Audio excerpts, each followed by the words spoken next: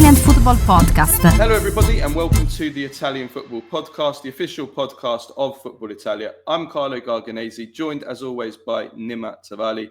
Today's show we will review the weekend Serie A action. 1 point separates the top four in Serie A now after Napoli win in Rome. Milan are joint top with Napoli after beating Lazio in dramatic circumstances at the end, and Inter are just one behind along with Roma thanks to Lautaro Martinez's double in Pisa.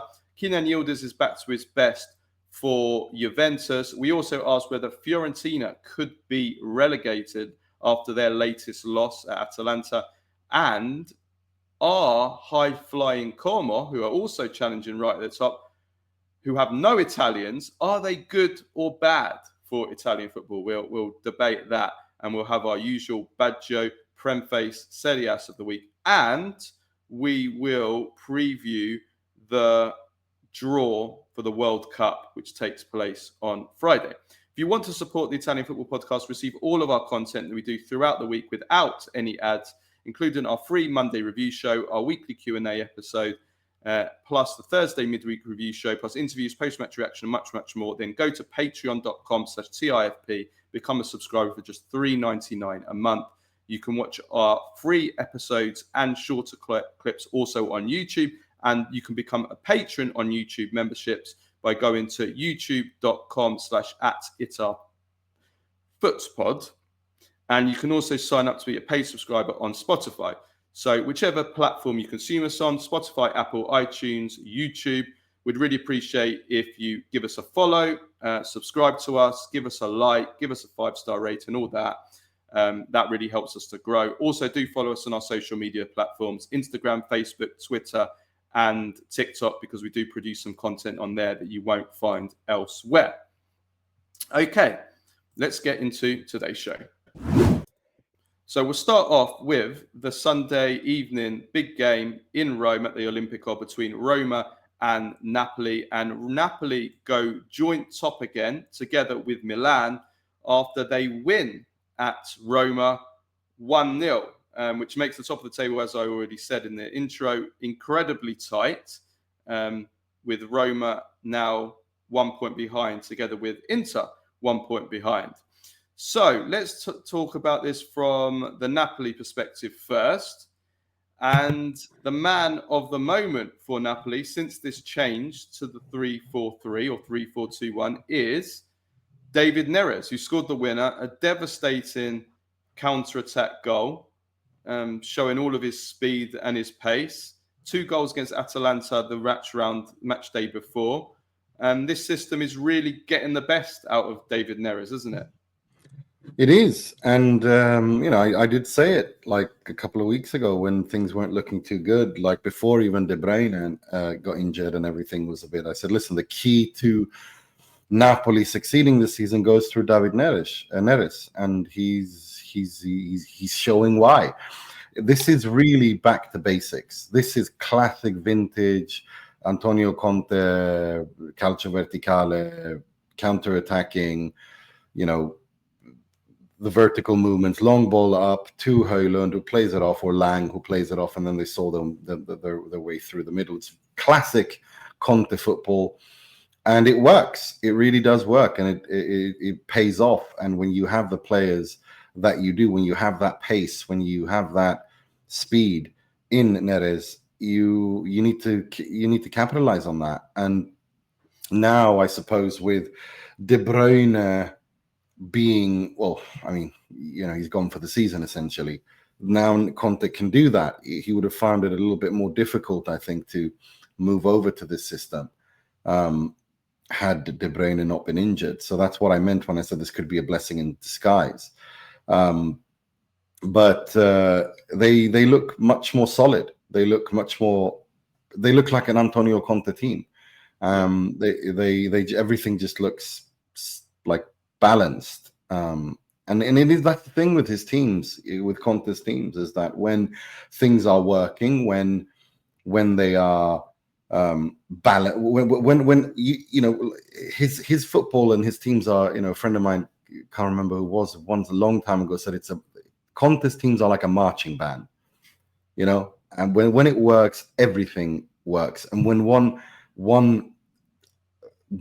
instrument is out of tune, the whole thing is just you can't listen to it. And that's exactly like Conte. Conte's got this. He's a system manager in the sense that in order for it to work, everything has to work. Well, now it is working. It really, really is working. They look really, really solid. They look defensively really solid. They look lethal in counterattack. It's smooth sailing again, and it was always kind of expected because this 4-1-4-1 thing experiment that he was doing with, you know, essentially packing the center of midfield with all this qualitative, all this quality in midfield. Well, it didn't really work that well. And even when they won, they looked very dreary. They didn't look like they were creating that much. Well, now he doesn't need to worry about that because he's got players that suit the system, and it's the back three with Buongiorno, Rahmani, Bokema, that looks really solid. Di Lorenzo as a wing back, when he gets to counter attack, is actually really looks good. The double pivot midfield with McTominay and Lobotka, I feel you lose a little bit of McTominay's lethal runs into the box, but you don't really need them when you have Neres, Lang, Højlund up front and this counter-attacking format. And McTominay seems happy enough to kind of, sacrifice himself for the greater good, sort of, quote unquote. So far it's looking really, really good. I'm really, really impressed with how Napoli look, and yeah, they're looking like the Scudetto favorites we both had them as. Yeah, they're looking great. This is the best that since they've gone to a 3-4-3. Like you said, they're looking like the real Napoli, or the real Antonio Conte's Napoli again. They looked like even though actually overall Roma had more possession in this game, the difference you could tell the difference between the two teams. It was clear from the first minute to the 90th minute, and they were the bosses. They looked like they looked like the better team throughout. And they looked like they could turn it on when they needed it. They were always in control. And like you said, defensively, they were rarely troubled. Roma didn't create a chance until the 89th minute with that Baldanzi chance on his right foot. And that's it. Milinkovic-Savic, I don't think, had to make a save until then. Yeah. And all three centre-backs were excellent in this game, which, okay, on the other side, not too hard, which will come to Roma's striker problem in a bit when we talk about Roma, but it wasn't too hard. But since they've gone to this 3-4-3, the three centre backs have all been outstanding. Bukma, who was really struggling before, is now playing really, really well. Rahmani, outstanding. He did one fantastic block in the 6-yard box when Pellegrini put it across. Di Lorenzo, like you said, has been really good as a right wing back or right midfielder, however you want to look at it. And then Buongiorno, I have to say, because Buongiorno was having a nightmare at the start of the season with form and fitness. He has been, and it predates it. He was starting to pick up a little bit before the change to a 3. Because actually Napoli's defence has improved for quite a lot. If you take out that one defeat that they had to, who was it they lost to? Bologna. If you take away that Bologna defeat, actually Napoli's defence has been improving for a while now. They've got 5 clean sheets in their last 7 games. So that the defence has been improving for a while. And Buongiorno has been picking up for a while. But he in particular, the last few games, he's been absolutely outstanding. He's been a monster. And to follow on, and I know you'll probably have a comeback on this, which is great. We want both sides. But for me, looking ahead to the World Cup playoffs, Italy should drop Bastoni and play Buongiorno in the World Cup playoffs. Bastoni, I just don't trust.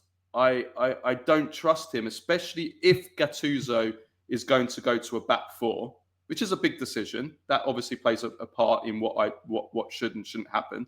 But if Gattuso goes to a back 4, Buongiorno, if he is in the form that he's shown in the last few weeks, in the form and the shape, I trust him more than Bastoni, physically, mentally, and defensively. and he brings leadership and balls that I just don't see Bastoni having, not for Italy. And I think he's better suited to the British teams that Italy will play, Northern Ireland, and then hopefully Wales in the final. And I look at this, I mean, look at these numbers, right? I'm not putting this all on Bastoni. Of course, it's not all on Bastoni. But Italy have conceded 18 goals in 10 games in 2025. And they've played a lot of bad teams during that time. So it's not working with the current defenders that we're playing. So let's stop playing them.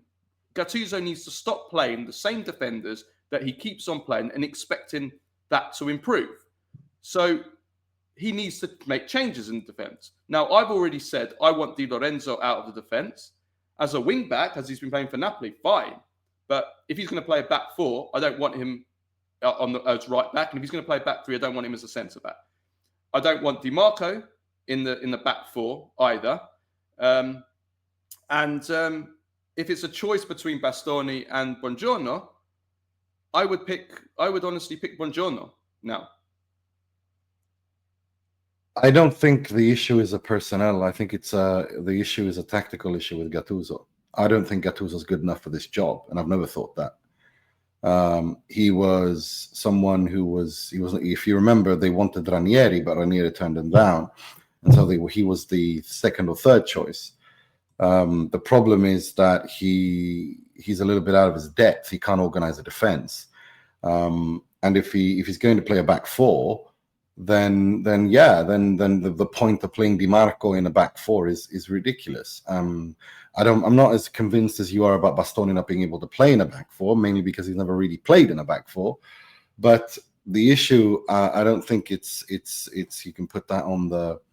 It predates Gattuso as well, though, doesn't it? I mean, all these goals. Well, Spalletti under Spalletti as before well. Spalletti came to Juve, he clearly struggled in organizing a back three. Now all of a sudden he's kind of learned how to do that, which is hilarious. If we're perfectly honest. I wouldn't say learned, but it's a bit early days. Yeah, but yeah, okay. Well, he started his career at Empoli playing a 3-back-3. Spalletti. He forgot about that during his little brief stint with Italy, which was disastrous. But now he's kind of rediscovered that. I think the issue from the Italy point of view is that I think it's Gattuso who doesn't know how to organize a back four, who doesn't know how to organize a defense with a back three. I think defensively, if he wants to play a back four, which he should play, but he doesn't want to play because he's got players who are better suited in a back three than they are to a back four, which is the conundrum that we never seem to get out of with the Italy national team. Appoint a manager that plays a 3-5-2, if instead of appointing these managers who want to play a back four and don't know how to play with a back three. It's astonishing to me. I don't want to make this all about Italy, but I just want that as a side. No, but that's the issue. You can't. I mean, you have players that are used to playing in a system, and you insist on appointing managers that can't play that system, and then things go tits up, and then you wonder why. Well, I don't know. You tell me, genius. I mean, it's just. I mean, I agree with that point. I agree with that point about a manager playing a system. And same thing with Buongiorno. Even with the back four, Buongiorno was outstanding at Torino when he was playing in a back three. He's not a back four defender. He can do. He's good he's been decent in a back four. But even before that, when Napoli played a back four, I didn't think he was anywhere near as this good as he is now because he's suited to a back three. For me, the best back three that Italy can play is Bastoni to the left, Calafiori in the middle, Buongiorno to the right, or if you put Buongiorno to the left, Bastoni in the like one of those things. But those are the three best defenders Italy have. Yeah, but you can't play three left side. Anyway, there'll be time for us to talk about Italy. Yeah. I just the issues I have with Bastoni, and I've spoke about them last week. Discussing Bastoni last week. I just feel that Buongiorno has those qualities, and I feel like Italy are lacking those kind of qualities in their defense completely. But yeah, I mean, fantastic. Let's talk about Roma though. Let's talk about Roma. They were very poor. I thought we saw last night why it was always unrealistic to consider Roma a Scudetto challenger. I mean, they've done amazing so far this season. They've been overperforming their underlying stats, which I've laid out on this show. That Their expected goals, expected points, they've been overperforming, and in time, that will revert to the mean. And I'm sure it will, or it is now. But I think we saw in this game that Napoli were far superior in every department. And in this game, I mean, it's hard to find any real individuals that really impressed for Roma. I thought Hermoso was pretty good in defence, and Dico was decent. But other than that, I thought Napoli was superior everywhere on the pitch. And the biggest issue for Roma is, and we saw it, the lack of number 9 is glaring, the problem they have there. Ferguson started. He was isolated, granted, but when he got it, he didn't really do nothing, and his numbers speak for themselves this season. Dovbik's injured, but he's just not suited to Gasperini's style of play. That's obvious.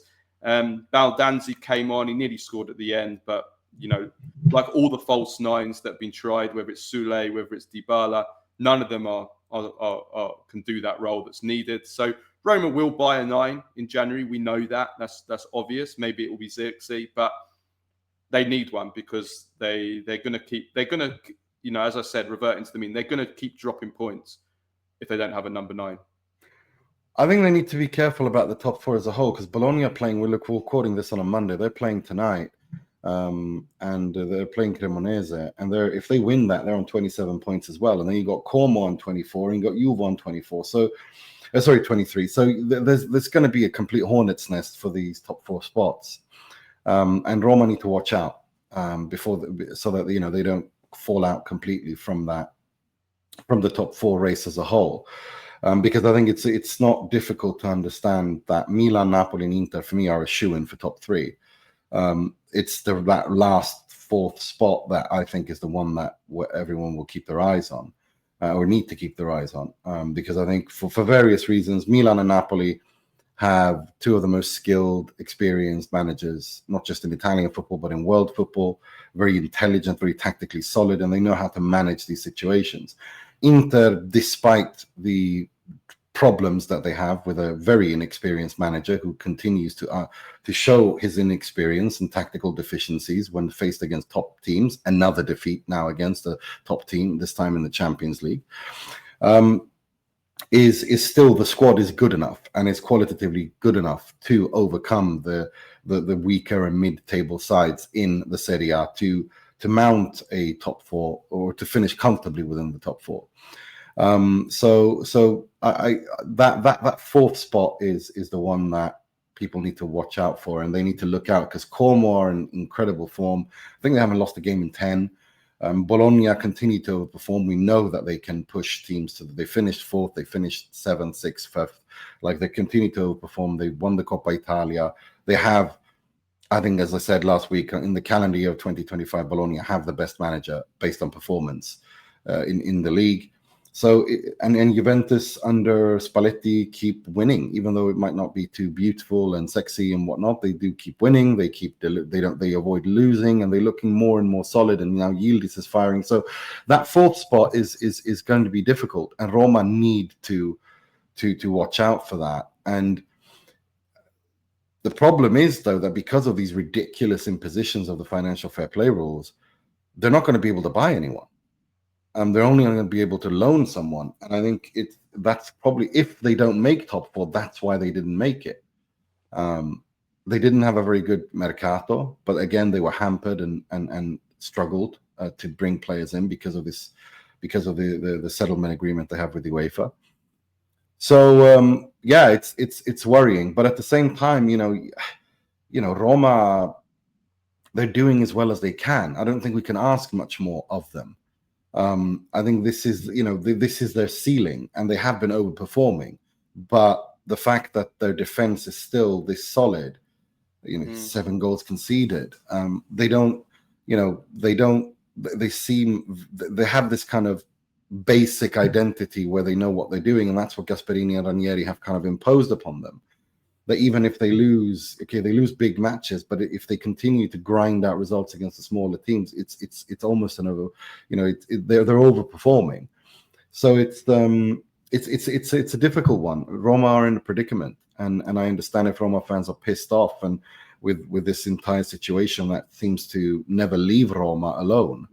I don't blame them. When you see what's going on with Manchester City, where there's a court case. Well, it's not just them; it's everyone. I mean, from Barcelona pulling levers like a left, right, and center, and that's allowed. You have PSG and what they've got away with. I mean, the City thing. Barcelona is a joke. They're like over £1 billion in debt, which is hilarious. But the City thing is a joke. It's disgraceful. It's been a year now that the trial ended a year ago, in December, exactly a year ago, December 2024. The trial ended, and we still don't have the verdict. What the hell is going? Well, I think we know what's going on. I think we know what's going on behind the scenes. We've watched enough films to know what was going on. But a year to deliver a verdict. And what are UEFA doing in all of this? Well, UEFA can't do anything. Well, I know, but I know until. Well, they should be. Well, no, they can't. They have to wait for the Premier League, for the British court system to do its job. But I'm seeing now that they were handed 115 charge update 6 days ago, as there's going to be a like a public verdict date. They haven't. They've been saying that for 8 months. Nima, these same stories become. Nima, these same stories. I've been covering it for the whole year for football transfers. They've been coming up with the same stuff. For 8 months. I know you have. But my point is that the verdict is just I know it is, but at the same time, you have to understand. Yeah, but the problem is that also, City's lawyers have been trying to bury this as much as possible and try to delay. They've done so many delay tactics and trying to push this back as much as possible. But we'll see what happens. But it's going to be.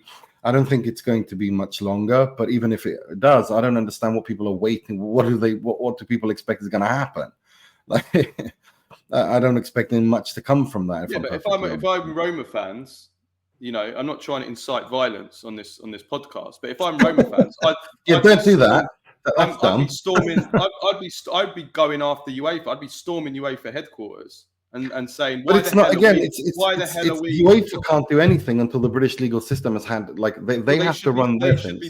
The UEFA are the European governing body, so whatever they should be in control of other associations. That's their job. Mm-hmm. They oversee. They should be imposing their own. They should be imposing their own laws and rules and regulations, and they haven't been doing that. I mean, again, the PSG. What happened to PSG was just like when they got away with murder. PSG. Let's be perfectly honest. I mean, the way that case was handled by UEFA and the way in which PSG said we don't give a shit about UEFA and we're going to do our thing anyway, is just goes to show that these governing bodies are weak. They're not in control. It is might is right. The richest do what they want, and UEFA just has to deal with it. And then they pretend that they have some sort of rule of law when they impose these measures on teams that aren't as rich. It's that simple, and it just makes a mockery of the entire system, to be honest. No, it does. So the Italian teams get punished, and these other giant teams are allowed to. Well, I think again, anybody with any brains can imagine what's been going on behind the scenes in the last year to stop this verdict coming out. Anyway, right, Milan. Lazio. We just got to talk about We just got to talk about that, like the Rahmani Kone. Oh thing. Yes, yeah, and that is like he's not on the ball. He just takes the player, but the thing is, the referee is there. First. He won the ball first. He won the ball cleanly. He won the ball cleanly. Gasperini even admitted that. He won the ball cleanly, and then on the follow through, he hits the foot on the follow through. So it comes down he takes the play. He swipes his leg. No, but the thing is, he wins the ball first. He tries to play the ball. Yeah. No, he wins the ball first cleanly. It's a clear win of the ball. But then on the follow through, he hits the. But it's one action. That's the thing, though. Like it's not. It's you can't just say that he wins the ball when he take. It's like if I want, I don't want to turn this into politics, but if I carpet nuke a city to kill one person and I kill everyone in that city, I don't get to say, well, I got that guy.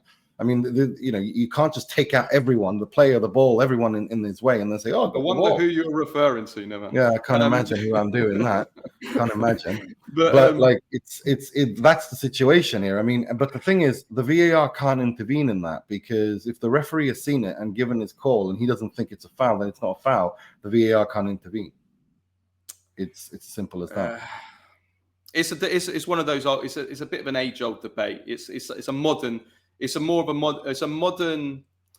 discussion, in the sense that 10 years ago, no one would even 10 and more years ago, no one would ever even debate this. It would be, he won the ball clearly, and okay, after, if you want to call it one movement, he's won the ball and then he's taken the player. It wouldn't be a debate. It would be, you've won the ball and you then touch the player. Now, I don't know the exact rules, the exact law on this. I know that with goalkeepers, when this debate started with, was it Sommer a few years ago, where the whole, they actually rewrit the rule, or they clarified the rule to say that if a goalkeeper punches the ball first and then gets the player afterwards, they will never penalise it. I don't know if that's been clarified now for the player as well. I'm not sure. I mean, they always talk about, you have to look at the whole situation. What was the intent? To preserve the integrity of the game is basically, you have to look at the entire movement. You have to look at all of it as a whole. Was there an intent to play just the ball? Was he even aware of the player? Should he have been aware of the player? Was he reckless? Like, it's not just that clean cut, if you know what I mean. It's a little bit like you have to look at the entire situation. Yeah. I think personally, I think the right decision was made. Yeah, I don't have a big problem with it either. I think the right decision was made, and if you flip it the other way, could you imagine? I mean, that's right on the edge of the area. Can you imagine giving a free kick to Roma on the edge of the Napoli area for a challenge where you've won the ball, and then just you've just followed through on the player a bit. I mean, I'd be furious, with that the other way. So it's, I think the thing is, what I'm saying is, whatever the referee decides in that position is the way. The VAR shouldn't be able to, can't intervene in that position, because it's not a clear and obvious error. The referee has seen it. He's made his call. That decision has to stand. That's the way the protocol is written. Absolutely. So if he gives a free kick, it's a free kick. If he doesn't give it, again, this is, something we both agree on. We discuss it, but I hate the clear and obvious error nonsense. But then, but I'm talking about this football. There's got to be contact in football. I mean, we can't have this, because every time you win the ball, there's going to be a little bit of contact. And that brings us on to Lazio. Because that brings us on nicely to the big incident for Milan and Lazio, which was Milan won 1-0. They're winning 1-0 into injury time. There's an incident involving Pavlovic and Marusic in the Lazio area, where the ball gets crossed in, and his arm is outside, so there's no doubt that he makes his body unnaturally bigger. There's no doubt about that. It's on his side. The ball hits his arm. That's fine. What I have profound issue with. See, I disagree with that. I disagree with that. And his arm is outside. It's not an opinion. It's outside of his body.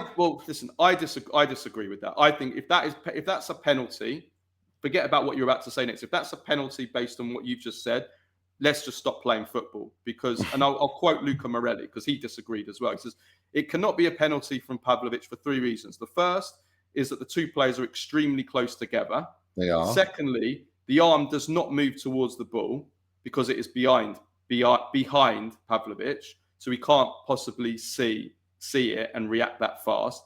And thirdly, he says Kolu, the referee, that is Kolu, ultimately made the right decision in the wrong way, because saying there was a foul from Marusic is exaggerated too.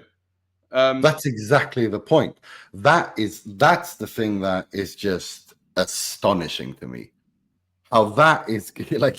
He goes out on the when he turns his mic on and says there's a handball offense as per the laws of the game, but I can't give it because the situation before is a foul by Marusic. Yeah, it's a ridiculous explanation. Yeah, I mean, that is like, what are you talking about? That is not a foul by Marusic. Well, he's pulling his shirt. For me, it's this. He's pulling his shirt. Yeah, he is, but. If we're going to give a foul for every single situation like that, then Nah, it's Listen, the way I look at it is this, right? For me, it's a completely natural movement. They're fighting for the ball, and he's pulling his shirt. So when you're getting pulled and pushed, and you're bustling, your body is going to move it's going to move in the way that it moved. So the fact that if you actually look at him, he's not upright when he handles it. He's more kind of diagonal. Now, the reason why his body is diagonal when his arms move like that is because he's getting pulled, he's getting pushed, he's passing and pulled. It's anybody that's played football knows that's a natural movement. So this whole kind of, I think they said it's out of the silhouette. Well, it's out of the silhouette for a natural reason, because you're bustling and fighting for the ball. Yeah, but that's not how the handball is written, though. But that's the problem with the handball rule, isn't it? It's like the way that it's written and the way that they've changed it and the way that they tell people because people write the rules that haven't played football. Well, I don't know, but like my point is simply that you can't, like, the way that he reaches that decision is absurd. Marusic doesn't foul Pavlovic at all. It's part of the game to do that, and if you're going to give a free kick or a penalty then you're going to have to. I agree, it's not a foul by Marusic. What I'm saying is that I guess I compare it a little bit to the kind of Vlahovic versus Fiorentina incident, in the sense that they're both pulling at each other. So if you're going to say that Marusic is a foul for pulling, then you have to say it's a handball, but also vice versa, because they're both. Do you know what I mean? I guess it's kind of when both are doing something, you just have to let it go. You have to say, well, they're both doing it, kind of thing. Yeah, but the handball, but the ball with against the arm is different. Like, that's not part of like them challenging one another. That's more the reason his why arm is out and the ball hits it.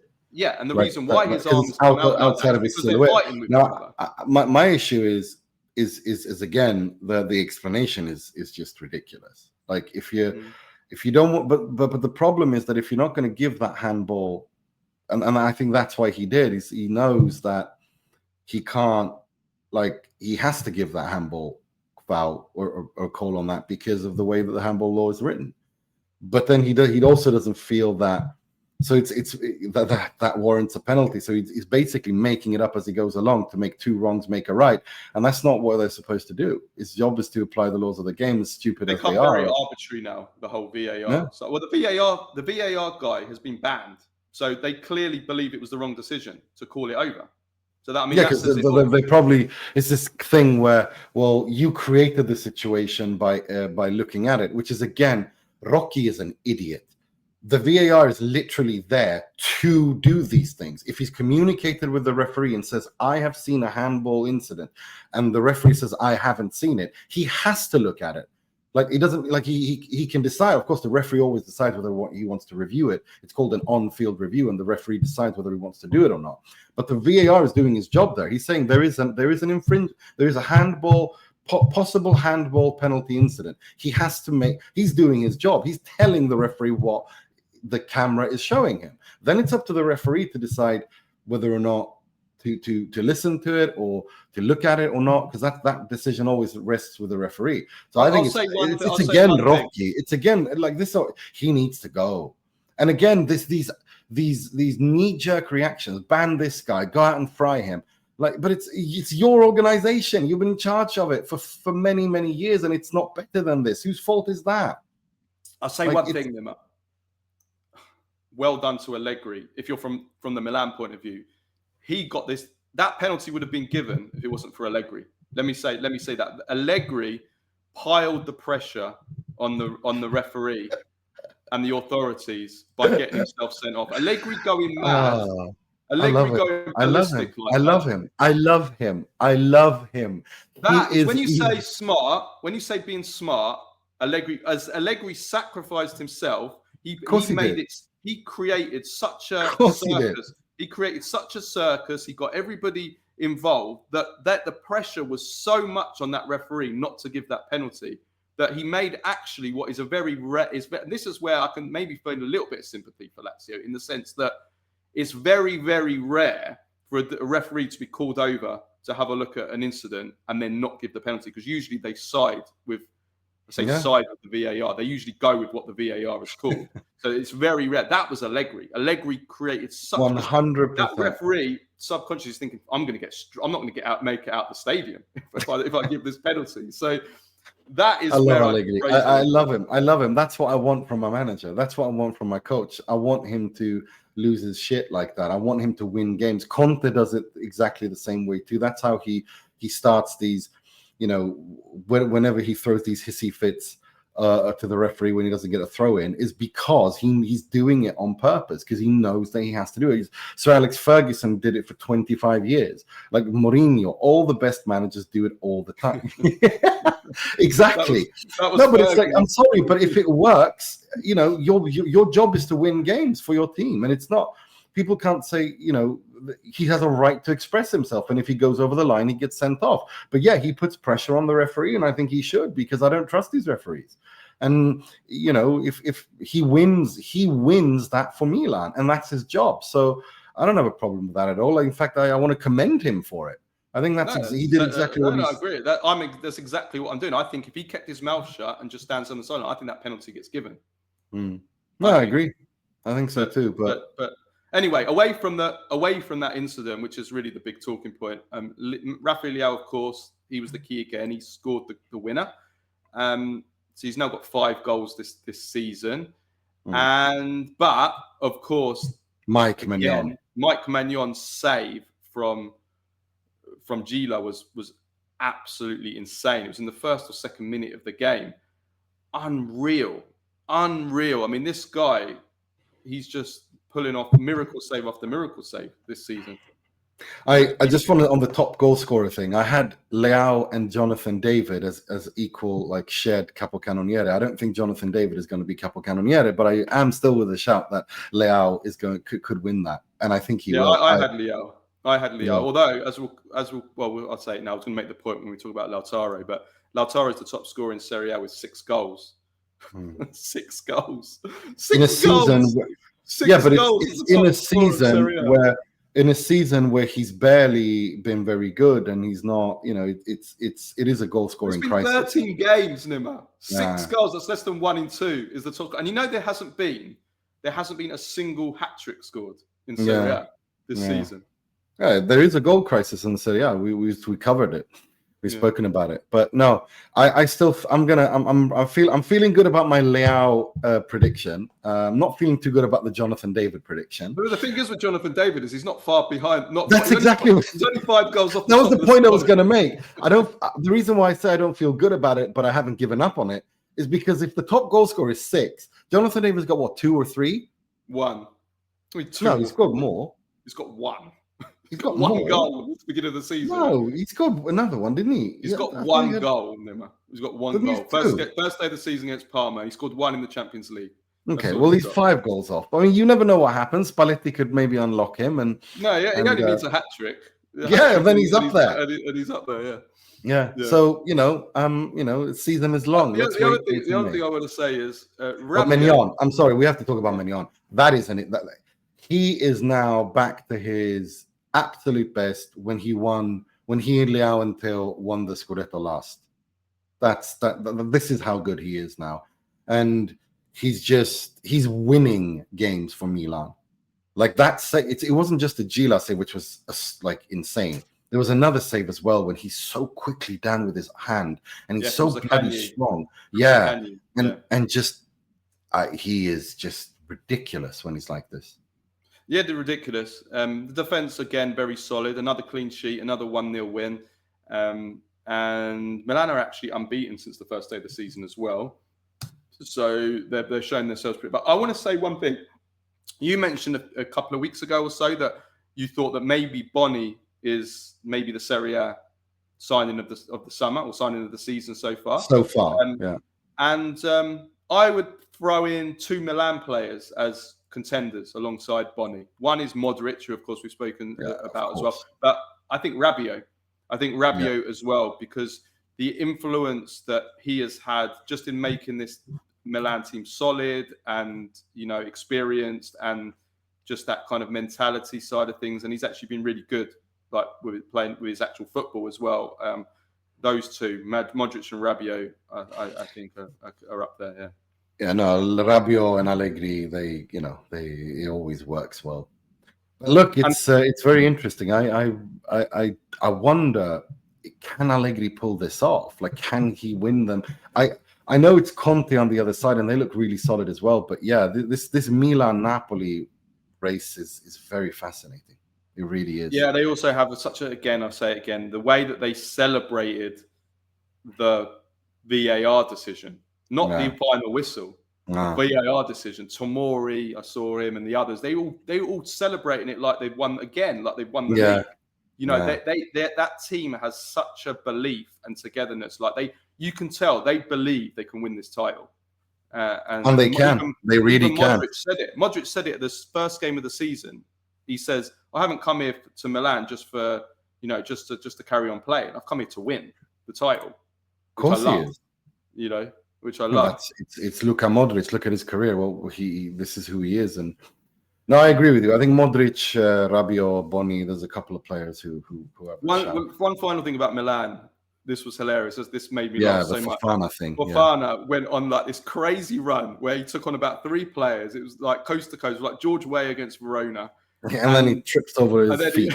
Then he just like, I don't know what he did. Did he like kick it with his standing foot and then like fell over? And, on Instagram, there's a Milan fan who filmed this and it's gone completely viral. And he's laughing. I think he's standing in the Curva Sud, and he's like commenting, and he says, "Oh, ma chi sei?" And like, who are you? What is going on? And he goes on, and then he trips over, and he bursts out laughing. And it's gone completely viral. It's so funny. I've seen the clip of where they put Messi commentary on it, and they've got the commentator in Spanish. He's going, Messi, ancora Messi, ancora Messi, ancora Messi, ancora Messi, and then it's just like silence. It's brilliant. No, but that Milan fan is. I don't know how many times I've watched it. Like, it's so funny. It really is, and the way he laughs as well. Like, it's just, it's pure comedy. Lazio, I thought they played a good first half, and they would have been ahead at half time if it wasn't for the miracle of Maignan. And second half, I think, to be honest with you, I think overall they played a pretty good game. I think that they were the equals of Milan, really, generally, for much of the game. And they just got edged out, maybe just lost, something went wrong defensively for the goal. And obviously on another day that penalty would have gone their way. Not that I think it was a penalty, but it would have gone their way. I think that, I think generally, I didn't realise that before this game they actually had the most clean sheets in Serie A. I didn't actually realise that. So I think again, they're doing as much as they can. But what I wanted to ask you though, Insigne to Lazio, which looks like it might actually happen. What do you think of that? Look, if Sarri wants him, then I think where we are with Sarri and Lazio, we have to give him something. Like, I mean, he's literally had nothing to work with, and this is a really, really absurd situation. So if he wants what I find him, absurd about Lazio, and I don't actually quite understand this. Dele Bashiru was unregistered. They had to take him off the register, and now they've re-registered him. It's so bizarre, isn't it? It's like, Lotito things. It's like absolutely insane. He's during not, the season. I didn't even know that was possible, that you'd be allowed to unregister a player. And I don't know. Because they got an injury. Ravella got an injury, so now they've re-registered him, and it's this bizarre. Totally bizarre. Lotito, I keep reiterating this. I think it's time for him to leave now. I think I think some of the criticism when he first took over was exaggerated. I think he's done a really, really good job overall with Lazio, but I think it's time he leaves now, because now he's a hindrance. Every single week there's something stupid involving Lotito and Lazio. He can't manage this club, whether it's his idiot son, whether it's him using the club official website, like his Twitter feed, because he has a feud with Marotta, and every time he does something that impacts Inter, he has to release a statement on Lazio's homepage congratulating he's acting like a petulant teenager, and it's pathetic. It just looks stupid and silly. And I just hope he leaves. I really do. I really think Lazio deserve better. I think Rome the city deserves better, and it needs two clubs run by competent owners and management, and Lazio just aren't run competently. I'm sorry, they're not. This man is just it's one more. It's like with every day is like one more thing. As a friend of mine said, every day I hear something that is the dumbest thing I've ever heard. That's how I feel every day with Lotito.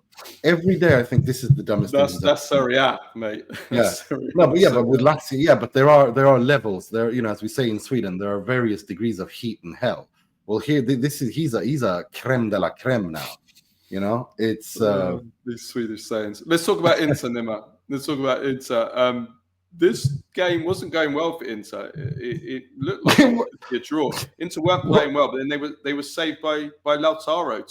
Well, the first goal was a fantastic finish, world class finish, and then a tap in for the second. So yeah, it was Lautaro who has been criticised, I think, fairly so far this season, and he saved Inter. Well, yeah, and that's what he's supposed to like. Again, I see these. Some people, I don't understand how their brains are wired. It's like when you're criticizing a player and you're talking about one of the top players in the Serie A, who has been one of the top players in the world, not just the Serie A, one of the top goal scorer, MVP. If he's not performing well for a large extended period of time, he's going to be criticized. It doesn't mean that anyone has forgotten everything else he's done, but we have to be able to critically analyze players when they're out of form for whatever reason that is. Now, do you know what I like, Nima? I love it when a player gets criticized because he's absolutely not saying doesn't refer to Lautaro, but there's a player, he's been absolutely shit for 6 months, completely useless, done nothing. Then all of a sudden he might score or get a hat trick. Yeah. And then everybody will pile on the person that's been hammering him for 6 months and say, "See, you don't know anything. Look at that hat trick." Yeah, but that's because and the funny thing is that if you do that, you're the one exposing yourself for being a football illiterate. That you don't understand anything about football. That just one single action does not like negate 8 months or 6 months of dross. And with Lautaro, he's not been in good form for a long time, but he shows that he's decisive in these games against, when he needs to be. I mean, one thing that Lautaro was really good at before a couple of years ago was that he always turned up in the big games. He always scored in the big games. Well, now he and Inter are non-existent in the big games. Again, another big game loss against Atletico Madrid. That's a fact now. It's been 2 seasons in the Serie A in the big matches, and now this season also in the Champions. The same pattern again. Yeah, didn't deserve to lose. Created the better chances. Were the better team, but somehow lost. Yeah, but at the end of the day, one time, twice, but when it's going on for almost 2 seasons, then you have to start asking questions. That, okay, why is this? This isn't just by chance. You don't fail to win and lose 12 games against 9, 10, 12 games. Like that's just that's not bad luck. It doesn't, it's a stupid talking point. And there is an issue there. Is it fatigue? Is it mental fatigue? Is it whatever it is? But there is something there to discuss, and why that is, no one really knows. But what we can say is that these results in the big matches aren't good enough. But equally, Inter have the quality, and Lautaro is able to, and they have the firepower off the bench. This time around, Esposito came on, assisted for that all-important opener, and that kind of unlocked the game. And that's something that will help Inter in these smaller, in these games against the smaller quote-unquote teams. This was the first time this season, Nima, that I thought Inter looked tired. I've said that they were one of the few Italian teams that have been really well drilled and looked actually fit and fresh.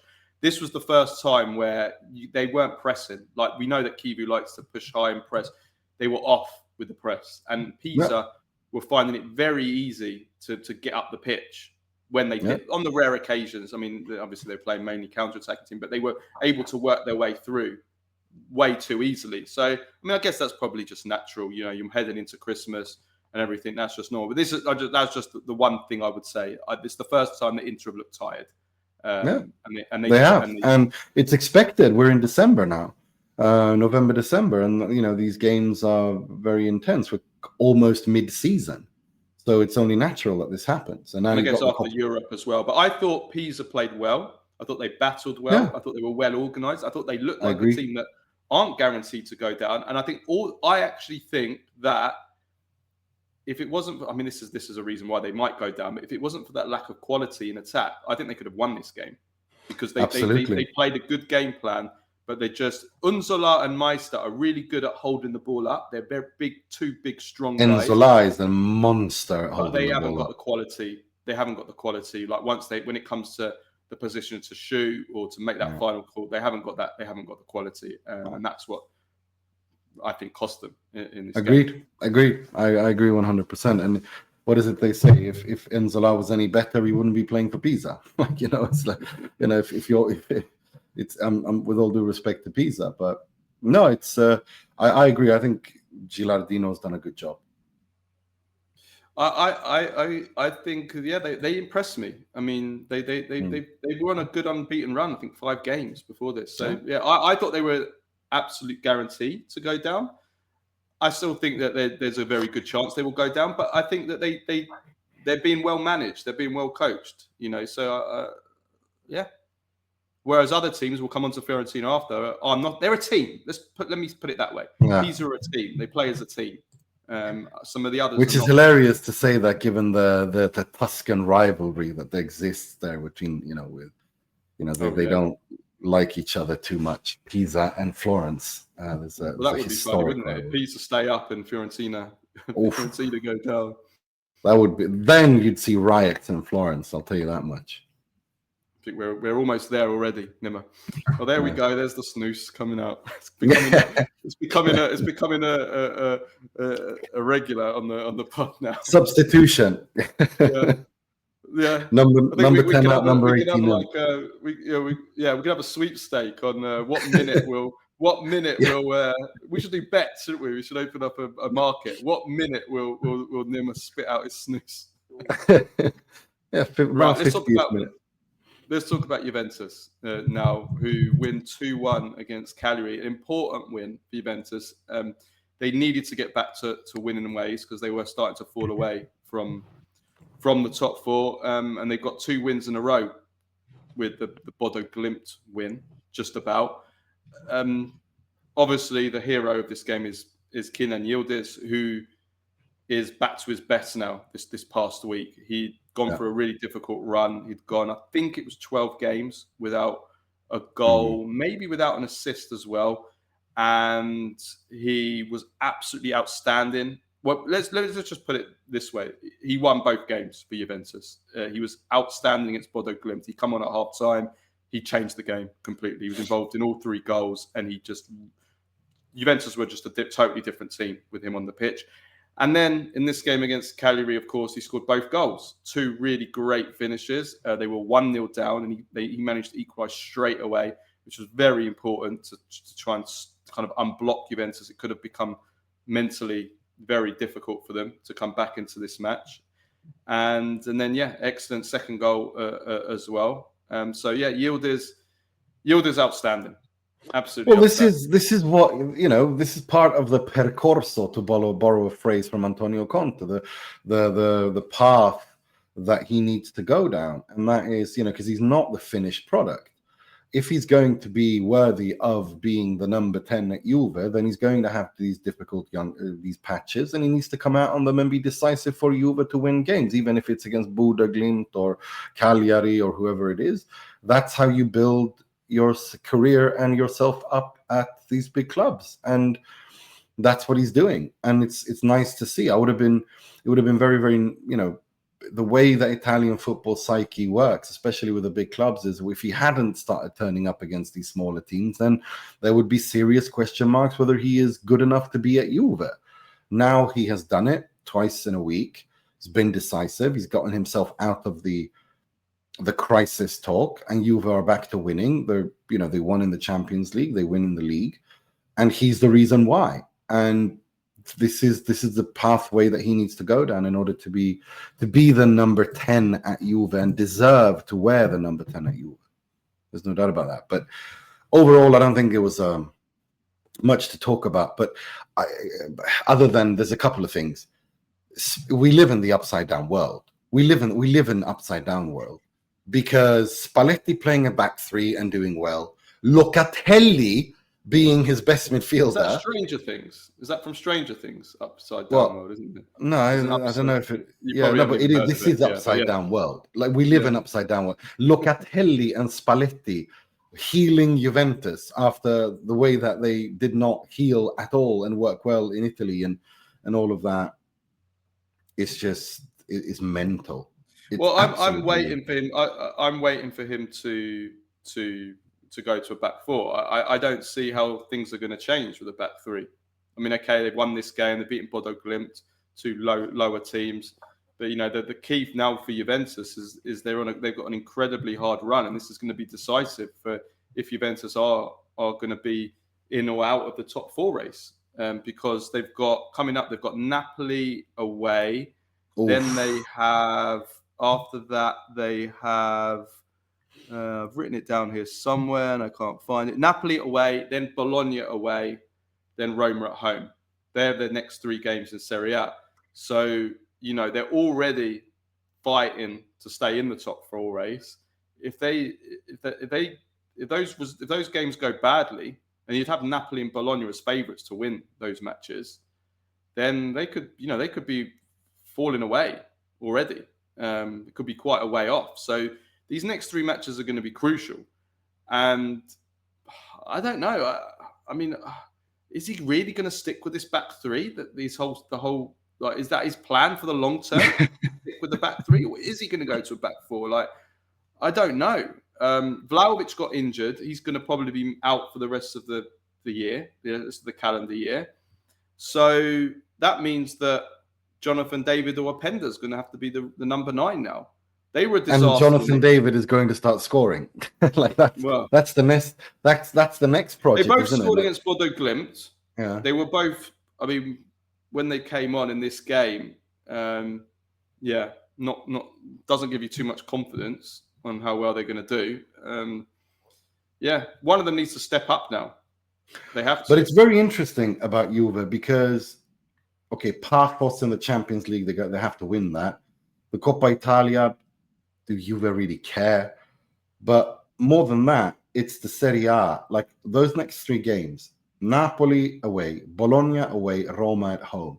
They can get 10 points out of those games. Then they've got Pisa, Lecce, Sassuolo, Cremonese, Cagliari. If they get 10 points out of 3 games, then they're creating a miracle. No, sorry.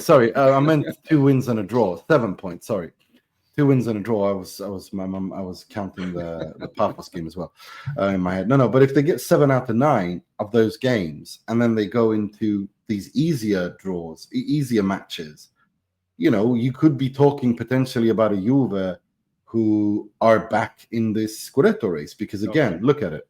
You have, if you look at who they're playing again, Napoli. And let me see. Yeah, there we go.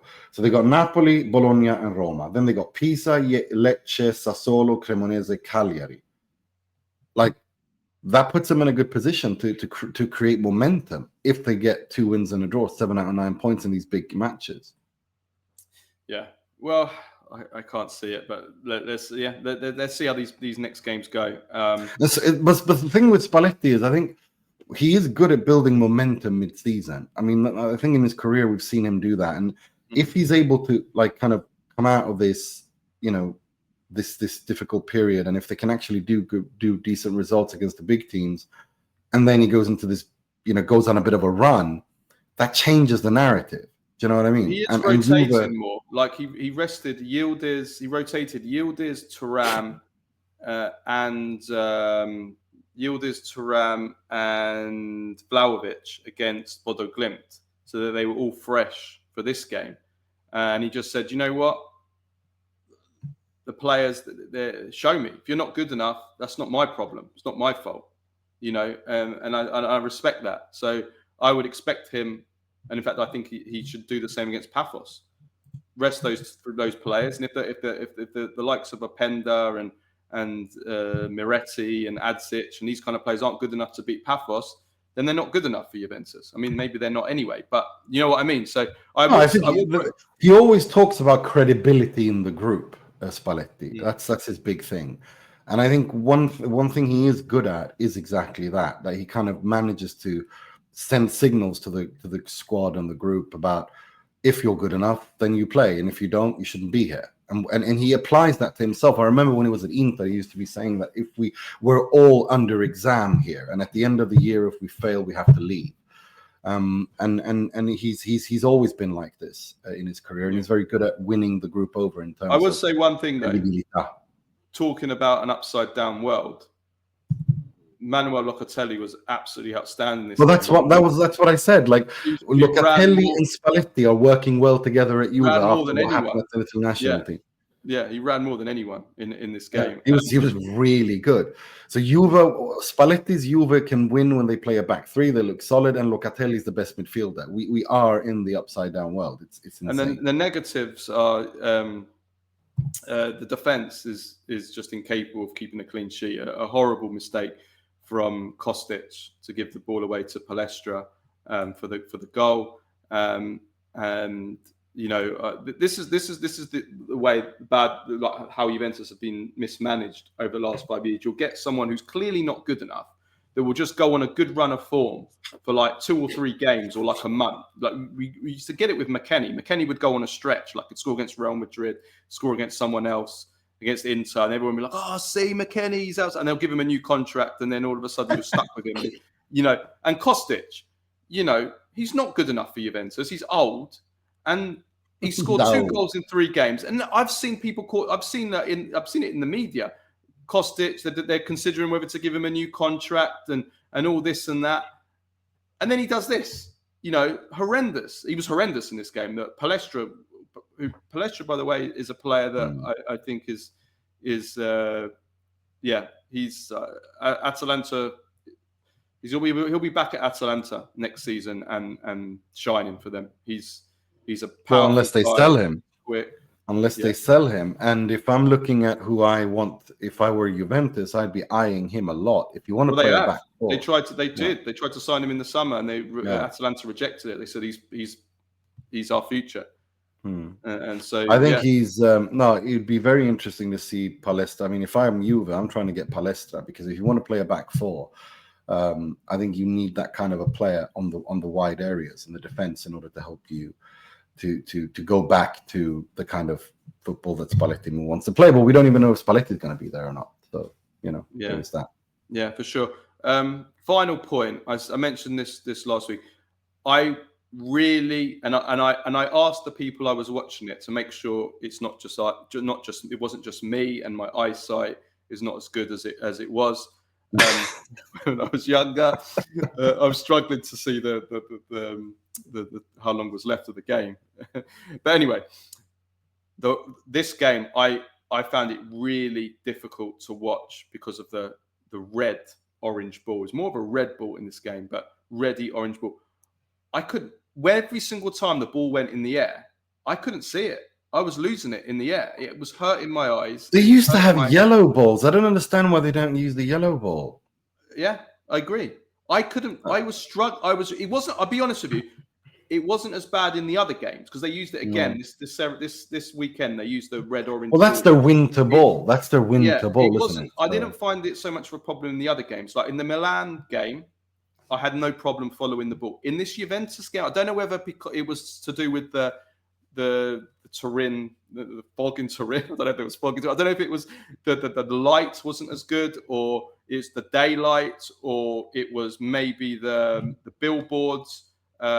I mean, Caprile had a red shirt, which made it a problem. So every single time there was a Juventus shot, Caprile, I couldn't see the ball from his shirt, which was an issue as well. But this game, every single time the ball was in the air, I couldn't see it. And I asked the people with me, I said, look, every time the ball goes in the air, there's a long kick or there's a cross. Can you see it? And they all said the same thing. They said, I'm struggling to see the ball. Now, I'm sorry, this might seem like a minor thing. And a few people were leaving comments on my video saying, oh, who cares? I'm sorry, but you want a product. You want people to enjoy the game. People need to bloody be able to see the ball when it's in the air. I mean, sorry. Beat me up for thinking of such a revolutionary thing that we're able to actually see the ball when we're watching a football match. But I mean, seriously?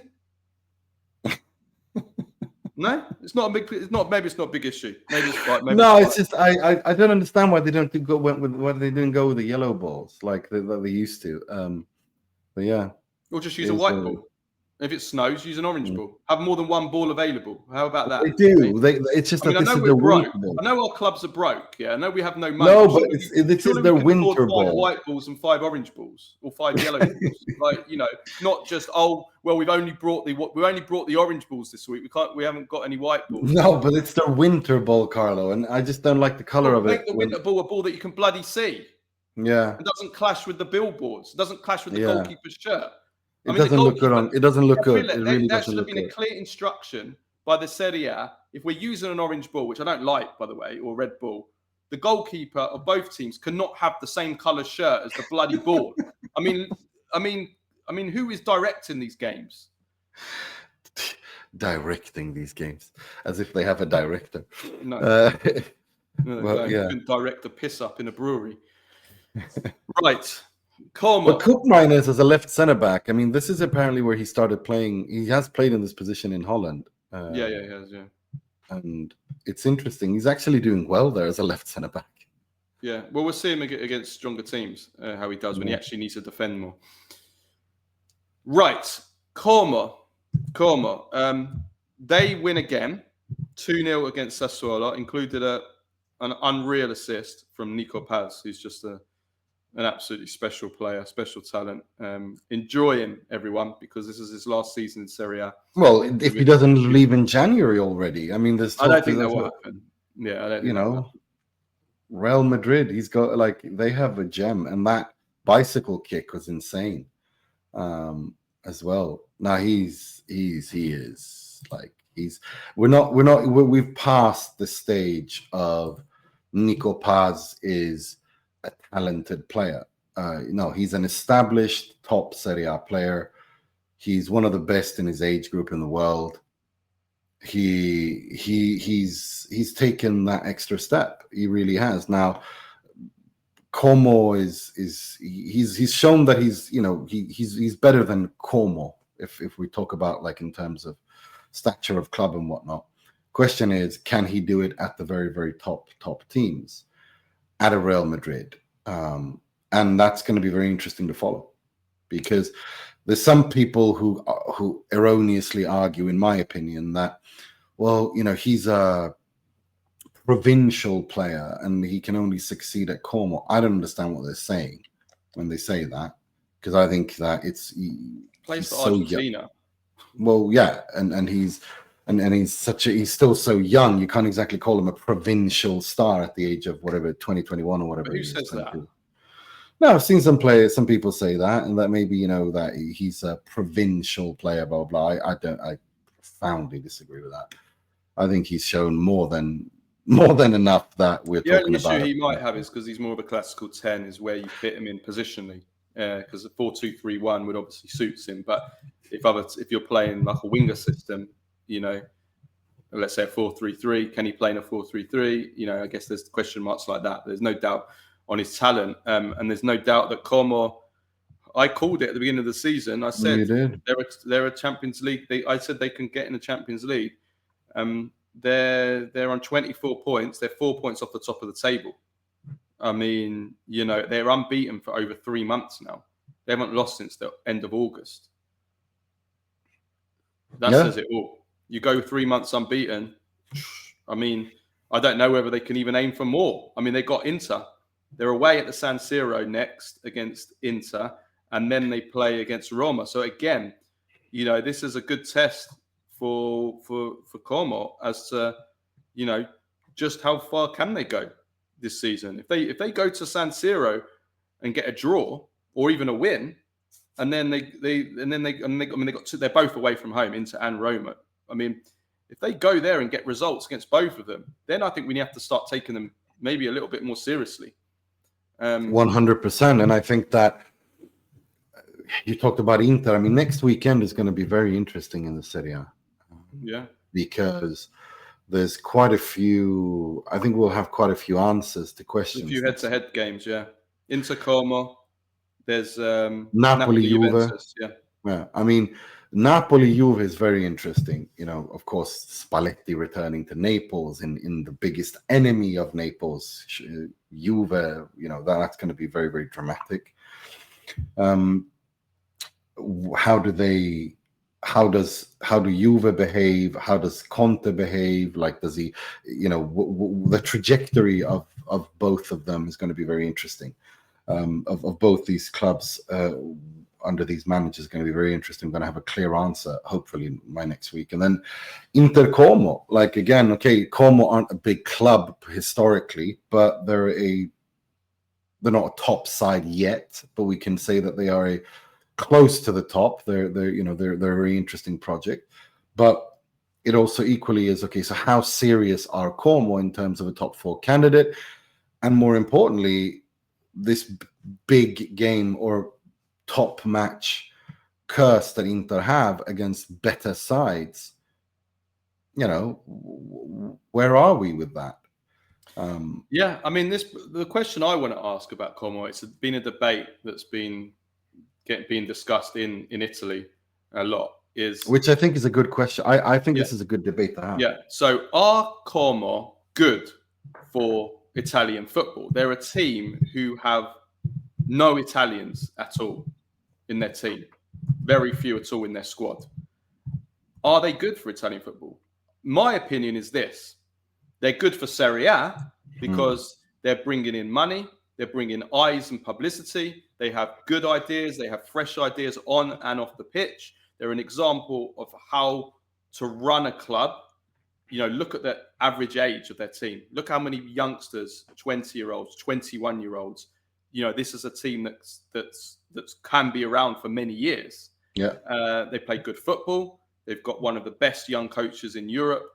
I think it's fantastic. And it's a new team as well that can challenge the 3 striped clubs and the big teams in Serie A. I think that's great. But for the Italy national team, I'm sorry, it's bad. How can it be possibly good for the Italy national team? They've got no Italians. There was a game last week, Como against Torino. 1 Italian outfielder on the pitch. 1 Italian outfielder for, I think it was Casade for Torino.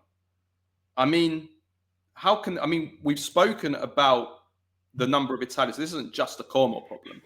We've spoken about the lack of Italians, and there's many reasons for that. And we're not going to go over why there are a few Italians. There's lots of reasons for that. Fabregas has talked about it as well at length. But you can't sit here and tell me that Como are good for the Italy national team, because they're not. The Serie A, yes. Of course they're not. The Italy national team, no. They're awful. Well, they're terrible. I would like to ask, I mean, are they good for the Serie A? Because I don't think this is a sustainable model financially that they're running. The way that it's being run, and I think once they reach the European point where they start qualifying for Europe, they're gonna hit problems. Are they good? Yeah, well, amongst other things. So it's going to be interesting to see, and also how the Jarum group, how interested will they be, for how long? Like, how long are they in for? You know, is this their way of just kind of showing what they can do in order to kind of then move towards the Premier League, because they certainly are rich enough. So it's an interesting debate.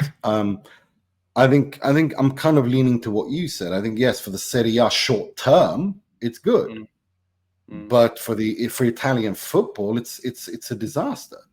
They don't. I mean, it's not just the Italy national team. All right, okay, yeah. Well, the whole of Italian football, under 19s, under 21s, under 20, they don't have a single Italian player, and this is in a situation where Italian football is already in dire straits. You know, so it's an interesting discussion to have. Yeah, I mean, that wasn't part of the question, but I think it's interesting that is their model self-sustainable financially? I mean, the amount of the money that they are spending on bringing Hollywood stars, or I'm assuming there's a financial incentive for them bringing over these people. That I think they're trying to sell it as a model that Como is a place for the rich and famous. You know, we know that. It is. They're capitalizing on the. And the idea is you come over to Como to see one of the most beautiful places that there is on earth, and while you're there, exactly, you come over for football. Whether that is a model that can work outside of that kind of rich elite circle and make it, I don't know. Maybe it can. I'm not convinced it can. But also the kind of like the money that they're spending, they don't have the support base. When it comes to the FFP, because the way that obviously FFP works is it needs to be organic. It needs to be you're bringing in the money, you know, from match day revenue, from TV revenue, from and from commercial revenue. Those are the three main sources. Now, they don't really have. I don't see how commercially, in terms of selling, you know, merchandise and shirts and all that side. I don't see where that money's going to come from. I don't see where the match day. I mean, which fans? I mean, they don't really have a supporter base. Like, and the money that they're spending as well. Like, are they going to be able to meet the FFP once they're in Europe, once in the Champions League? I mean, I have my question marks. Yeah, me too. I haven't looked into it enough, but just from experience of no, like I don't see how that's going to work. So how's that going to affect them? I don't know. No, I'm with you. But short term for the Serie A, it's great because Fabregas is doing a fantastic job. These young stars that they've produced, Nico Paz being the shiniest example of that, is really nice to see. But yeah, for Italian football, in the sense that the Italian national teams are not just the Azzurri, but also the other the under 17s, the under 19s, the under 21s, and all that under 23. It's not good. It's not good at all. They don't have a single one. No, it's put it this way: if they can overcome the whole kind of questions we have financially on them, in terms of, is this just a short-term thing? Is this something that they can actually, you know, get around the financial rules and operate at the in Champions League level and everything? If they can get around that, then I think it's good for Italian football, in the sense that if we have a team that's challenging in Champions League at the top of Champions League, that's great. We want that for Serie A. We want to bring up the prestige of Serie A, which will attract players over, not just to Como, to other teams. It can raise the level. Then I think that's good, because we want to see Serie A teams, even if they're full of foreigners, we want to see them win the Champions League, go to Champions League finals. We want that, you know. Yes, we want a good Italy national team as well. But so I think from that sense, it can be good, but there's a lot of questions to answer on that aspect, for sure. Yeah, 100%. Right, another big question we have after Fiorentina lose 2-0 at Atalanta, which means they're still joint bottom and they still have no wins. We have to start entertaining the idea, Nima, now, seriously now, don't we, that relegation is not impossible for Fiorentina. On paper, they look like they're too good to go down, but I mean, we're over a third of the way through the season. They don't have a win. This for me is, I'm reminded of 92-93 when they were second in the Serie A by January, and Cecchi Gori did a Cecchi Gori, had a sacked Radice, and then they capsized into 16th spot and got relegated with players like Laudrup, Effenberg, Battistuta. I mean, this is a team that beat, you know, this was a world-class team back then. And they were second in the Serie A in January. And then Cecchi Gori had a meltdown, fired Radice, the coach, and they finished 16th.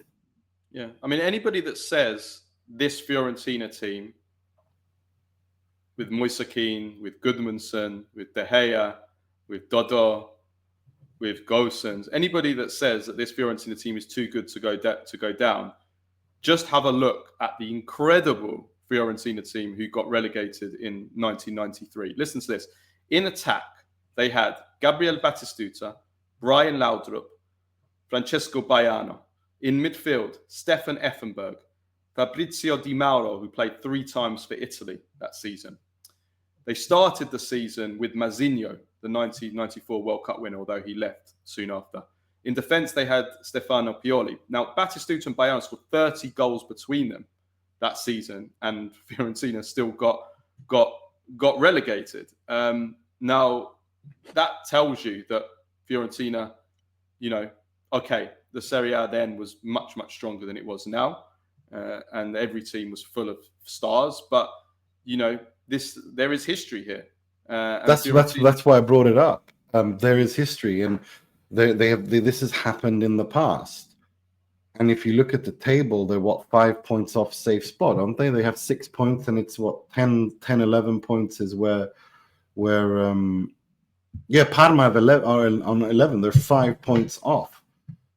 Parma on 17th spot on 11 points, and this is now with 13 matches in. They still have not won a game. This is a concern now.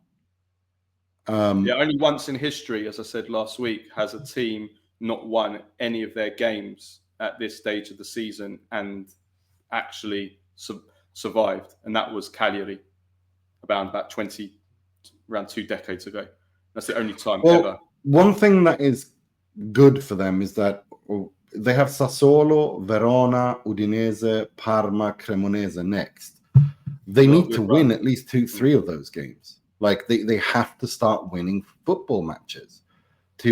Otherwise, I don't know where they go, and they could literally be relegated. Absolutely, it can happen. I mean, if you can get relegated, I know the Serie A was a much better league. It was the best league ever in the 90s, and they had fantastic players, and they got relegated. But this could happen again, yeah. And it would be unfair. It's also there's a problem, obviously, on the bench because Pioli got sacked, Vanoli's come in, and things haven't improved at all. If anything, they've got worse.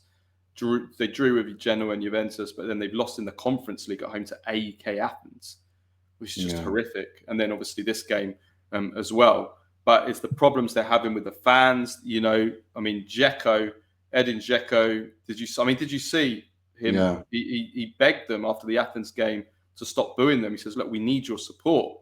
If you want to boo us after the game, fine. But during the game, we can't have you booing us from the first minute to the 90th minute because we're not going to get out of this situation." And then we saw at the end of the game against Atalanta, the players, which is one thing I hate about Italian football culture, that the players have to go and answer to the ultras and speak to them, and which I absolutely detest that. I think it's like, who are they? Like, who do you think you are that they have to answer to? But anyway, we saw that with the whole squad going over and Dzeko again. It's not good off the pitch and within the dressing room and with the fans and with the. And where's Comiso stand with all of this? That's exactly what I just. Where is Comiso? Like, I haven't heard him speak. I haven't heard anything. I don't like where this is heading at all, and I can't believe that Fiorentina find themselves in this position. Yeah. It's really sad. Fiorentina fans have been known to riot many times in the past. We saw them riot when Roberto Baggio left to join Juventus in 1990. They rioted when they got relegated in 1993. There's a fantastic story where Brian Laudrup had to hide in the boot of a car to get out of the Stadio Franchi alive. Like, the fans were literally breaking in to try and get the players when they got relegated, and Laudrup hid in the boot of a car and was driven out of the stadium, and then he left. And they went down to Serie B. They won the Serie B that following season with probably the best squad or team that there's ever been in a second division of football ever. But it was the same squad that I said, minus Laudrup and minus Mazzino. It was the same. They actually added Francesco Toldo, Pasquale Bruno joined as well, and Claudio Ranieri was the manager of that team that won the Serie B. And that was the season when the greatest season of a second tier in all of football, with the top goal scorers that we read out the other day, the couple of weeks ago, which went viral. Right. We did a clip on that, but yeah, it's worrying. I'm really worried about Fiorentina, because Italian football needs. Fiorentina and Florence is a piazza that is very important for Italian football, and we can't have a situation where Fiorentina and Sampdoria are languishing in the second and third tiers. Like, it's just not good for Italian football. This. Yeah, absolutely. It's not good. Just a quick note on Atalanta. They've had a really good week after that kind of difficult first game for Palladino on his debut against Napoli. They got a great win in Frankfurt, and they got a really good win here, and a really good week for Lookman as well, who's kind of been back to his best in those two games against Frankfurt and Fiorentina. Also De Ketelaere as well. So like, they're getting some kind of key players kind of getting back towards their real levels, aren't they? I think they are, and tactically they're doing exactly what they did under Juric. The difference, of course, is that Palladino's a much better man manager, and seems to get along better with the players as on a personal level than Juric ever did. Even though Juric was not exactly helped by the shitstorm that the club created for him, with Lookman situation being the most glaring example of that. But I do like what I'm seeing from this Fiorentina. I don't think there's been very many tactical changes. I think it looks exactly like it did before. But the difference, of course, is that there's a harmony about them. They're much more calmer. And you know, I guess it's kind of expected, because Juric is a much more combative person than Palladino. So, no, it's looking good for Fiorentina. So it's looking good for Atalanta. They're going up the table. I think they're in a position where they actually might qualify for the knockout stages of the Champions League. That's good for Italian football. Oh yeah. What? Yeah, no, I think that after that win against Frankfurt, I think that they're pretty much, they should be pretty much good. Fine for that now. Yeah. That's important. That's important for Atalanta. This was always going to be a difficult situation. I mean, when Gasperini was an icon, someone who's been there for a long time and kind of overseen the transition from a really small provincial side that fights to avoid relegation to being a top side in Europe that reaches quarterfinals of the Champions League, wins the Europa League, and so on. You know, it was always going to be difficult to replace him. They didn't exactly help Juric off the pitch, but now it feels like things are landing a little bit. And I think I don't think they'll finish in the top four, but I can't count them out, if you know what I mean. Yeah, with the quality that they have, you can't count them out, no. But I think Scamacca is impressing me again. Like I've been down this rabbit hole so many times that, because I think the talent is there, but he's impressing me. He's looking good again. May he just stay fit.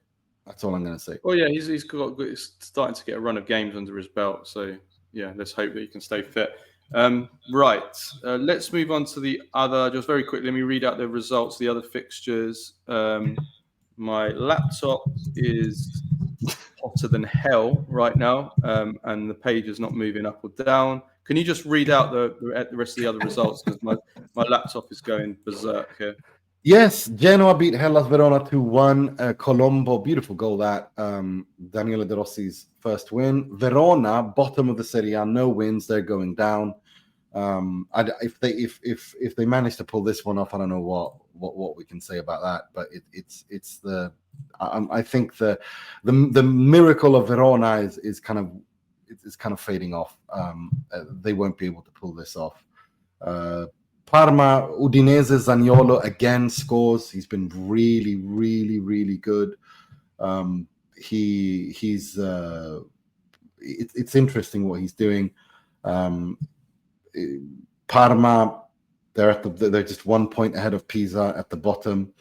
The relegation race is very, very hotting up, and a team that we both thought were going to go down and we're preparing for the Serie B is Lecce, who beat Torino. They're on 13 points now, Lecce.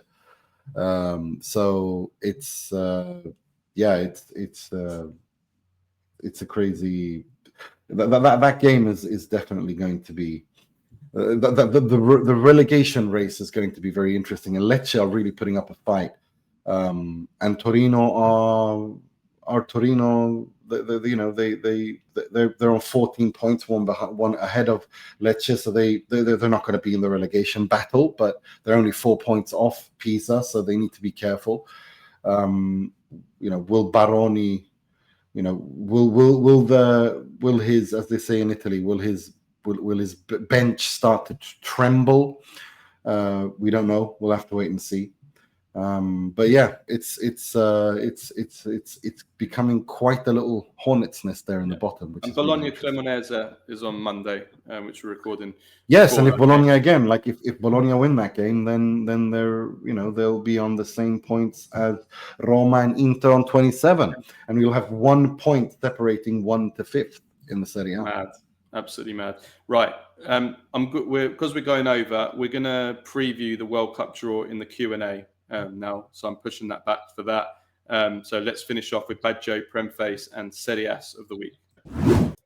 Okay, so Baggio of the week. I think I want to say Mike Maignan again for that ridiculous save that he made. Yeah, mental, absolutely mental. Like that save is.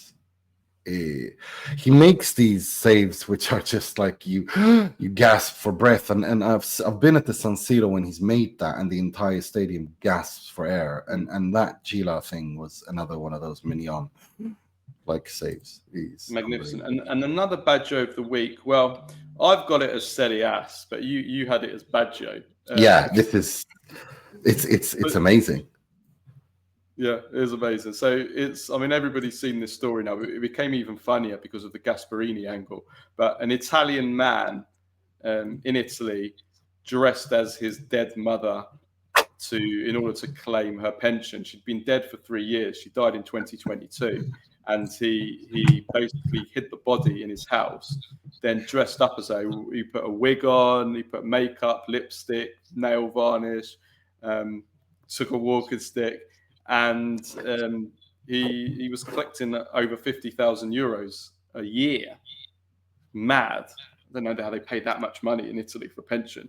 And then he got caught out because he had to go into the office to do the collection. Apparently, like his deep voice suddenly started to come out, and they kind of caught him. The police started investigating. They found him out, and then now he's under investigation. And that's my favorite part of this story is how the mayor of Borgo Virgilio told Corriere della Sera that he wore lipstick, nail polish, jewelry, and old-fashioned earrings, and had a dark brown bob of hair. He tried to imitate a female voice, but occasionally a few masculine notes slipped out. And upon closer inspection, the man's neck was, quote, a bit too thick, and even the wrinkles were strange. The skin on his hands did not seem to be that of an 83-year-old woman. They've done a thorough inspection, clearly, of him. Yeah, amazing. Real life Mrs. Doubtfire. Yeah. Yeah. And then, what made this story even funnier is, and check this on our social media because you'll see the actual video, you'll see the video and the images, is that I don't know how this happened. I'm assuming it happened because someone like just as a prank said that put out an image of Gasparini saying that Gasparini was the man that did it because he looks slightly Roma Twitter is insane. Like the way that they like the shit that handles on Roma social media is mental, like amongst their fan base. It's unbelievably hilarious. Like they've done, I mean, we all know the Violi Trump thing, which was the most crazy thing that is, I don't even, still can't believe that actually happened. The hoax. And we had an interview with a guy who did that hoax and fooled everyone. But they've also, ever since Gasparini took over, the fact that they've made these videos of Gasperini because they think that Gasperini physically, facially resembles Jeffrey Epstein as well. And they've done all these memes of Jeffrey Epstein and Gasperini. And then now this Argentinian media outlet doing, that it's Gasperini who looks like this old man. It's been so, it's crazy and it's funny. Well, yeah, I mean, Argentine TV then mixed it up themselves, and they reported the story, and then they flashed up Gasperini's photo as being the fraudster, being the perpetrator, being the man that dressed up as his dead mother. And then obviously from there, others picked up the report and started reporting it themselves, and you just see Gasperini's face is just plastered all over, like South America. I think it went all over South America. So basically, there's TV. To be fair, the man does look a bit like Gasperini. Like there is a resemblance. I thought he looked a bit like Gianni Rivera. Why not? When he was a bit older and he became a politician. I thought Gianni Rivera, but the Gasperini, like a fuller-faced, younger Gasperini. He does, I could see it a little bit. There are resemblances. Like there's not like they're identical, but there are resemblances there. But But what I love is how I reported the story, and there was actually people like having a go at me for like putting, and people believe in it as well. People actually believe it. There was one comment from one girl who goes, but was it really him? I mean, no. Surely he has enough money. Like surely he makes. No, somebody else goes. Surely he makes more than 50,000 euros a year at Roma. Like there's people that actually believe it happened. Oh, brilliant. Right. Finish off Premface of the week. We have Jamie. This is so good. So Jamie Carragher on the Champions League, CBS's Champions League show, was saying how he went to Italy on holiday, and Kate, the presenter, asked Jamie, "Well, where did you go on holiday in Italy?" And then Jamie goes, "Oh, actually, I think it might have been Greece, the quiet part of Greece." I mean, oh god, he's is he for real? Like is he a real person, or is this some sort of collective psychosis? Well, normally I would wonder whether. Normally I would question whether he just made this up purely for engagements, just for sound bites, because I know that CBS do that. Like literally, they script their shows to make up fake blunders and fake gaffes because it sells. I know that for a fact. But so maybe he does that. But then I think it's Jamie Carragher, and I actually think this is genuinely culturally inept person that he is. I can actually believe this. He went on holiday. Well, that's the thing. It is in character. Let's put it that way. It is definitely in character. It definitely is in character. And I just remember the semi-final of the Champions League and him stuffing his face with sausage rolls at the San Siro when I was there, and it was just like it's just oh my god. Goes to Italy and eats sausage rolls. So like the Premface holiday maker. And it was so nice too. Like you have to remember, like, because I was invited there by one of the sponsors at the time. It was a friend of mine who worked there, was a CMO there.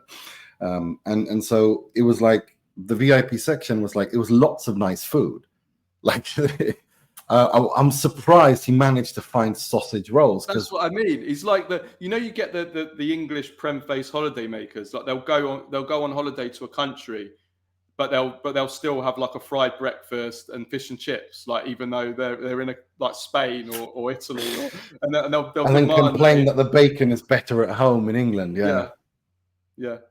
Or they'll go. No, I just found it really. No, it was funny because I didn't even. I was like, I had no idea they had sausage rolls at the San Siro. Like I didn't find that. I found all the other things. Knew Jamie Carragher was going, didn't they? They wanted to make Carragher happy. Right. The other one is this is pure, straight out of Premface 101. This is Robert Sanchez, who is actually Spanish, but he's obviously integrated into the. He's integrated well. He's integrated well. So he talked about Lamine Yamal, who it was Barcelona, Chelsea versus Barcelona. Chelsea won comfortably, and Cucurella had a really great game against Markin Yamal in that game. And Robert Sanchez said after the game, Cucurella had him in his pocket. They're all really good until they come to the Premier League. It's unproven. Never played in the Premiership. Premier League proven. Premier League proven. Like it's a different sport.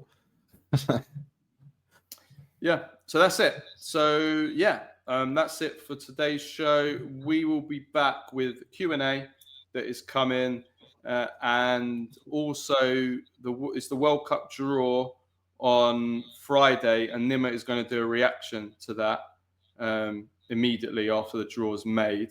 And also, we are going to both preview the World Cup draw, which we're going to do in the Q&A, and that's for our patrons only. So if you want to see that and all our other questions that we get sent in from our patrons, then patreon.com/TIFP, $3.99 a month, and you can get all that content and all of the content that we do every week.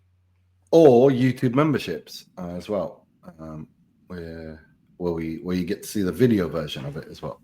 Yeah, that's right. Okay. Thank you everyone for listening. Have a great week. We will see you next time. Ciao, ciao.